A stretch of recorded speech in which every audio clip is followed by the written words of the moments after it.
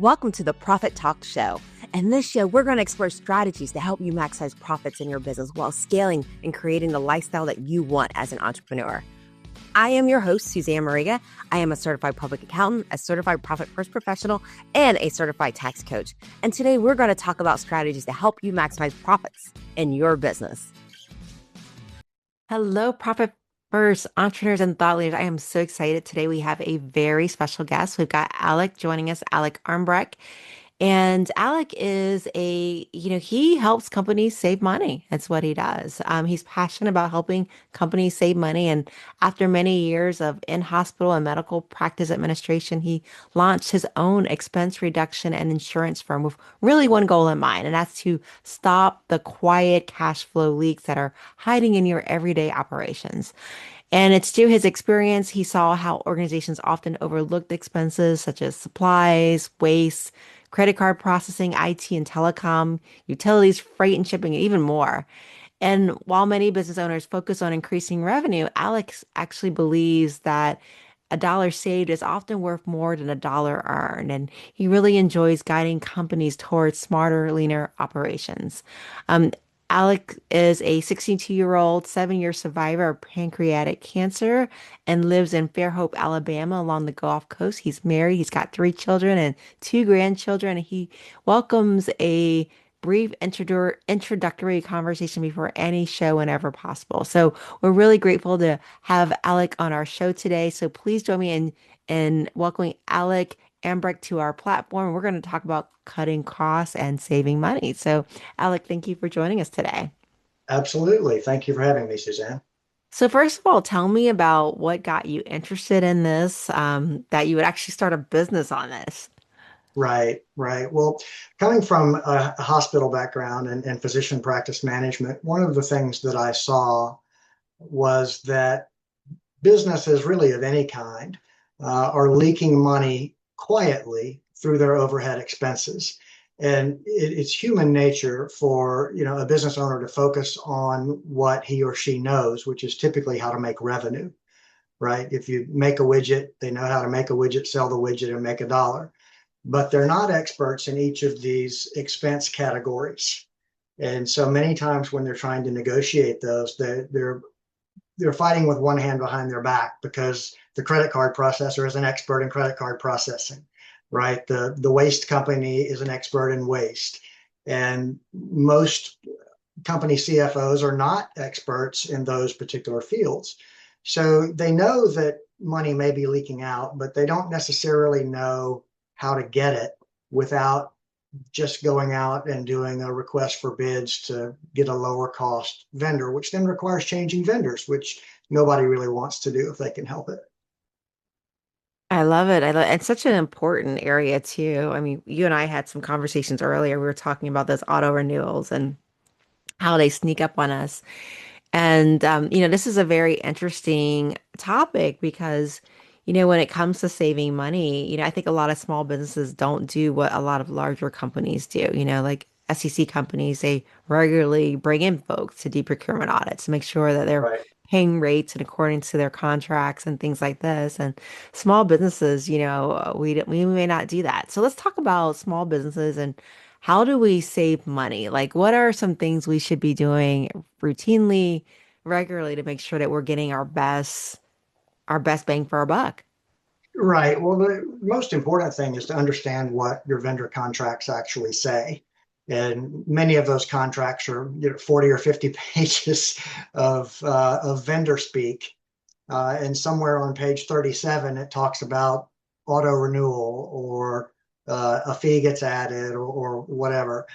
And it's important to understand the terms of the contract or their early termination fees, anything like that, or how soon before the contract renews do you have to advise them that you don't want to renew the contract, or does the rate go up at renewal? All of those things are very important, but they also take a lot of time and a great deal of expertise in order to make those contracts say what you want them to say. And then it requires really some constant vigilance whenever those bills come in monthly Let's take a credit card processing bill, for instance. If you've ever seen one, typically the statements are 8 or 9 pages long. There's 2 or 3 pages of fees. There is somewhere on page two, there is important language of the statement, which is written in very small type that nobody ever reads. People get that statement, they look at what they paid, what the sale was, and how much is being deposited to their account. They miss the part that says, oh, by the way, you're not PCI compliant, so we're charging you $49 a month until you take your survey.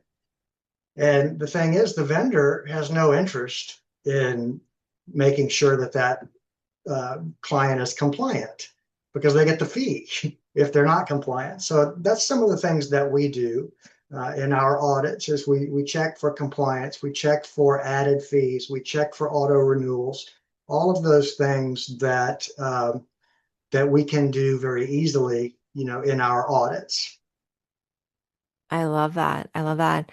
And I'm curious, like, where does someone start when they're implementing a cost reduction plan? Well, when I call on clients, what I do is I ask them to just send me a copy. We'll go through some different potential availability areas, whether it be medical supplies or waste or credit card processing or IT telecom or freight and shipping, insurance. I mean, there's almost an infinite number of expenses that we can look at. Usually the client has some idea of where they may be overspending. And so I would ask for a copy of their last 2 or 3 statements. If it's medical supplies, I'd ask for an annual report that they can easily pull down from their portal. And we would analyze those statements for potential savings. If we find savings in our initial analysis, we would then contract with the client and go to begin negotiation on their behalf. I love it. I love it. Very good with that. Very, very good with that. So tell me about some common wastes that you see. Like, what are some common things that our small businesses are guilty of doing that it's costing them? Right. Well, credit card processing is a big one because it's one of those things that you're not thinking about every day. And people probably haven't seen their credit card processing broker since the day the terminals were installed. Um, those contracts typically come with auto renewals, many times at a higher rate. So that is one thing. You know, other expenses that typically have high markup would include things like bank fees for larger businesses, um, solid waste removal, freight and shipping. I mean, all of these things that maybe are out of sight, except when the bill comes and they see, oh, I've got to write a check, to these folks. Oh yeah, definitely. And credit card fees, they can be sneaky. You make a sale for $1,000 and you get a fraction of that, a fraction of a dollar, right? And how many people actually sit down and calculate, what am I actually receiving based upon my sales?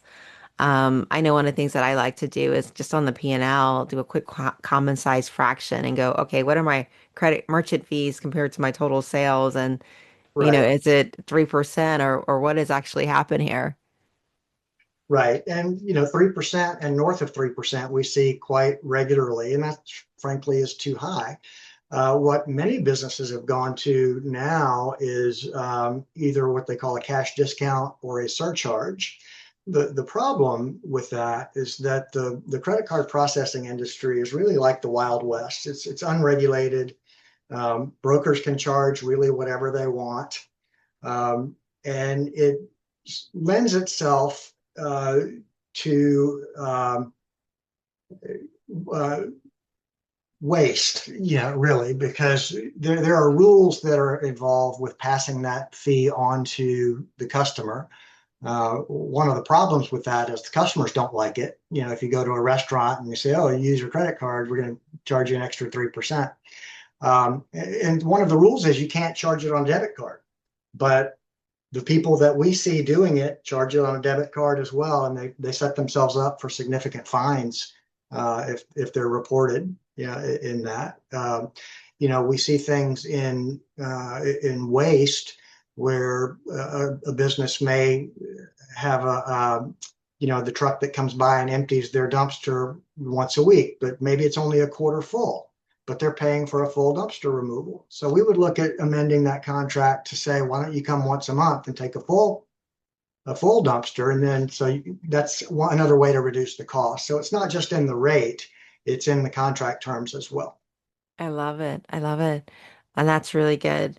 One of the things that I hear from like business owners, they're too busy, right? And I think most entrepreneurs will agree with me out there that, we are busy. We wear a lot of hats, marketing hat, sales team, sales manager hat, production hat, a lot of hats, right? And when it comes to like going through and doing these procurement audits, right?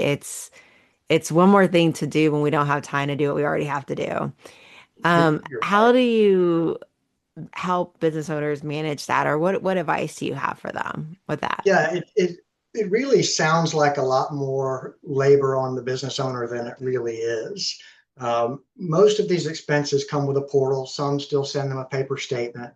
All we're asking the business owner to do is just send us a copy of those statements. So much of that can be done in an hour, of their time, unless we get into insurance and tax issues and things like that, which take a little more bandwidth. But on the basic expenses, just send us a copy of your statement and then we can do our analysis.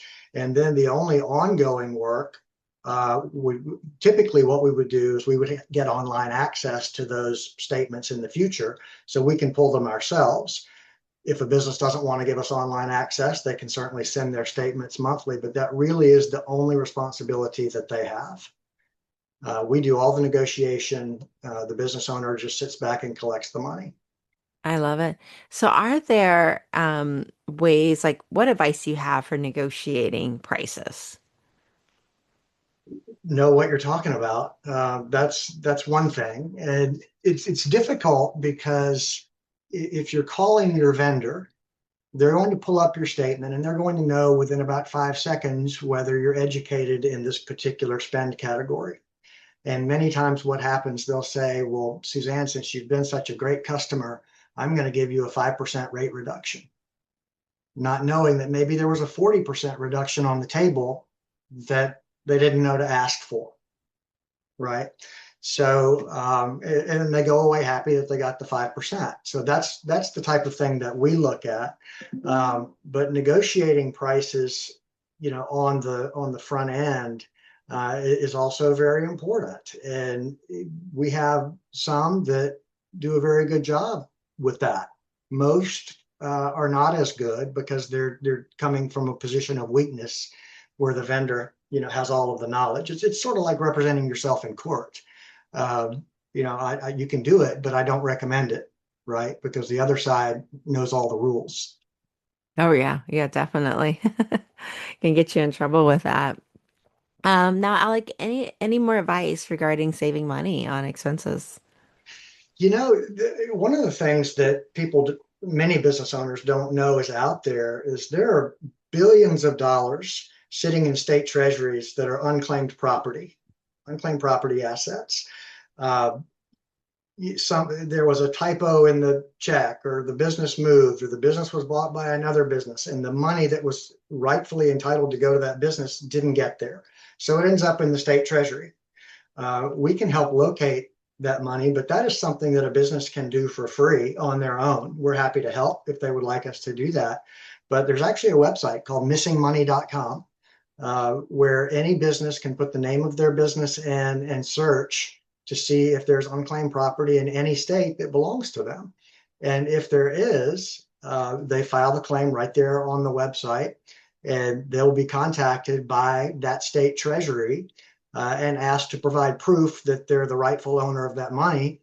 And once they provide that proof, within a couple of weeks, they have a check.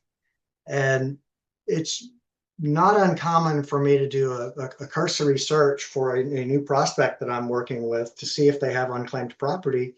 And sometimes I find businesses that have hundreds of claims of things that didn't get paid. They had a practice over here that they shut down and moved to another location. And so that money didn't find it to the practice. So that is something that any business owner can do on their own, and really any person. You personal, you can do that too. Like you could put in Susanne Mariga and look on missing money and see any state, see if you've got some money. I love that. Messingmoney.com. You guys need to run and check that out. Put your personal Right? name in it as well as your business, right? Get a free Christmas check. Yeah, that's right. That's right. I I love end it. up checking it for myself every 6 months or so, and something will pop up every once in a while. I love it. I love it. So, I would say, what are the things that go wrong with this? Like, when someone hires someone like you, Alec, and they're doing a procurement audit, what are the things that go wrong? Uh, well, sometimes a vendor doesn't want to negotiate with us. And sometimes they won't talk to a third party because we're the experts and they don't want the expert, the fox guard in the hen house, right? So what we'll do in that situation is we'll ghostwrite our recommendations, and we'll just say copy and paste all of this, between the two lines, and you send this to your vendor and ask them if they will match these rates. Sometimes they'll say, we're 2 years into a 5-year contract. Why would I want to adjust the terms of my contract now? And the answer is, well, this company has hired me to do this audit for them. And when this contract is up, I'll be selecting the new vendor. So if you can participate, negotiate with us now and give us fair pricing, I can pretty much guarantee you'll keep the business forever. If you want to not do that and continue to overcharge when it's time to, re-up the contract, we'll look elsewhere. Mm, And most of the time that works. Most of the time, most vendors we have a very good relationship with. I like to say we have white gloves and boxing gloves. I love it. Typically, we use the white gloves, and it's a very collegial relationship because typically we will have a competing offer of another vendor who is offering the pricing that we're asking the current vendor to do. And most vendors will match pricing from a competitor if given the opportunity. Oh, okay. Wow, that's nice. Very, very nice there. Yeah. And so Alec, one of the things we like to ask is if you could leave our viewers, listeners with one piece of advice, what would it be? Keep an eye on your contracts. Get a program that says when all of your contracts renew, and when is the deadline to decide what you want to do with that contract. There are apps out there that will do that for you, but that's very important because auto renewals we see is one of the really big things that if somebody gets into something on an introductory rate and then at the end of 9 months or a year or whatever, it goes up to our then current rate, which may be significantly higher. And unless you read the fine print in those statements, it often gets overlooked. Oh yeah, So definitely. keep an eye on your vendor statements and read them as closely as you possibly can.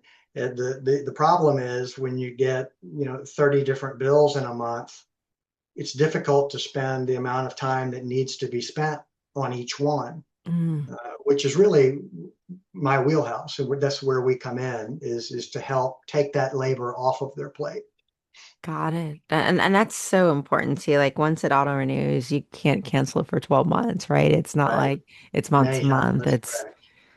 you're auto renewed. And so you do have to really be careful of that. And Alec, how do our listeners, viewers, how do we find you? How do we work with you? How do we learn more? Yeah, well, you can go to Armbrecht BC as in businessconsultants.com. That is my website and talks about the different areas that we work in, talks about how the process works. If someone wants to work with us, they can also reach me at 251 880 SAVE. It's 251-880-7283 is the phone number, spells save, because that's what we do. We help business owners save money. And usually the process, and we didn't really touch on this, but the process, it's about a 90-day turnaround process. So if someone sent me a statement for that they just received for their November billing for whatever it was, we would look at it during this month, handle our negotiation. New pricing would go into effect, say January 1. When that February statement comes out, they'll see where the savings is. So the way that we are paid is we're only paid a percentage of the actual savings. We don't charge a fee up front. If we don't save you money, we don't get paid. But what we do is we will get paid after the people have already realized the gain. So a lot of times I get the question, well, but why is it a 3-year contract for a one-time negotiation? Well, it's not a one-time negotiation. It's an ongoing audit. At the labor that we're taking off of their plate, they would still be paying twice as much to the vendor, if they weren't engaging us, right? So, and many times we have to go back after our negotiations and renegotiate because a fee got added or they became non-compliant or whatever happened, the rate went up. Uh, so it's many times, it's probably 3, 4, 5 times a year we have to go back and renegotiate and be sure that they're still, getting the best pricing that they can. Oh yeah, that's so important too. There's so many the price is what you pay isn't always on your contract. I can even think of like just going to Kroger's, and pulling things off the shelf and it says it's on sale. And you get to the checkout and your kids are like playing in the background and Right, things are being scanned, maybe double scanned. And you're like, this is way more than what I thought it would be, right? And that's the right. same thing that happens in our businesses. It, They get it does. fees, and like their price changes. They may or may not notify you. They may be a small business and their system may be broken, and Right. their updates and prices may affect you in a way that it contractually should not have. So this is definitely an area that needs to be watched. Very much. Yeah, we're very busy. Um, and it's just one of those things that just gets often overlooked. Um, so a lot of the times when I'm calling on somebody, it's things that they hadn't even thought of, where we pull the cushions away from the sofa and find that money uh, that they can then use in their business.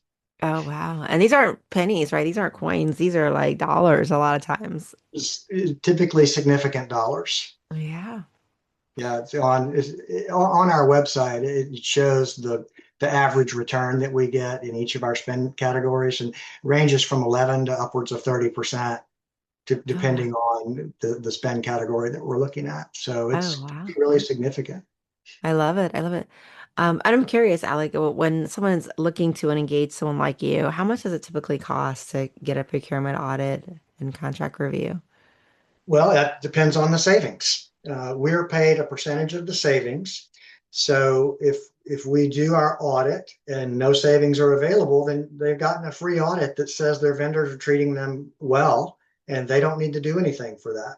And that happens occasionally. I will say it's rare that we can't find at least one area to save money, but that's a real peace of mind audit that didn't cost you anything. So that's really how it works. If we save you money, then we get a percentage of that, Oh, and that wow. percentage changes depending on what the category is. So really, you win when they win then, which Right, is a really exactly. great And that's deal. that's that's one of the tenets of the way that I work is I only want to get paid if I'm providing a good service.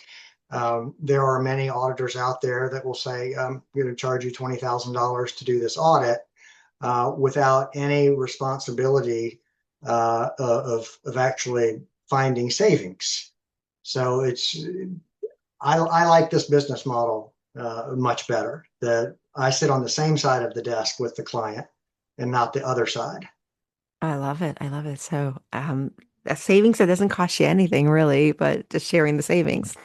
Yeah, an analogy I like to use is if you're buying a car, right? And most people off the street don't know every cost that goes into the car. And we know that the car dealers mark up the prices and things like that. And you make your best deal. But then if you went and got a retired auto dealer that knew all of those rules and brought him in to negotiate that deal for you, he'd probably get you a better deal. And then if they only took a percentage of whatever that better deal was, then the client wins and the broker wins. I love it. I love it. Well, Alec, this has been a fun conversation. I think everybody can Yes, benefit from your services. So, thank you so much for sharing with us today. absolutely. Thank you for having me. I'd love to come back anytime. All right. Thanks, Alec. I want you to have your most profitable year ever. Yes, no matter what's going on in the economy, no matter what's going on in the world, you can have your best year ever. And I want to show you how. Join me in our private Facebook group where I will be hosting our free, yes, I said free, Profit First Masterclass. In Facebook, please join the Profit First Masterclass with Susanne Mariga. I look forward to seeing you there and watching you have your best year ever.